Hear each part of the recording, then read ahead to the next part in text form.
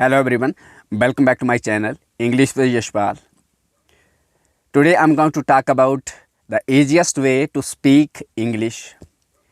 Though everyone wants to speak English, but it is not a easy task for everyone to speak. So many people have to struggle to speak English. So I did the same. I do struggled during the days when I was trying to speak in English. Even though I'm not perfect right now, but I can speak little bit. I can speak a little bit English. So I will share the tips, the easiest one that I myself followed, and I will also tell you that if you follow these steps, you can speak English in very less time as expected. So the first step is that learn basic vocabulary. You have to learn basic vocabulary, and then at the initial stage, the second step is that try to speak, practice speaking.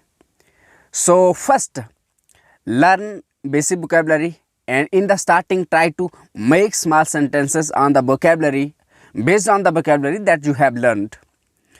And for some days, it may be 1 month, 2 month, 3 month, try to practice small sentences. Try to speak with anyone whom you meet. It may be your family, friends, and whatsoever.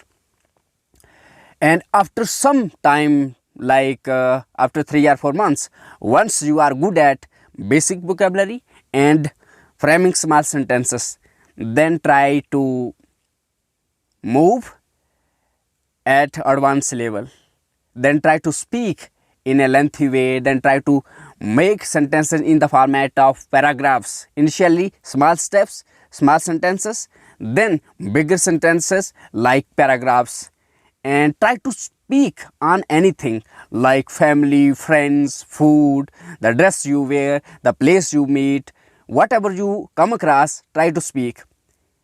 And never quit until and unless it becomes your part of neuron system. Neuron system means it becomes a part of your life.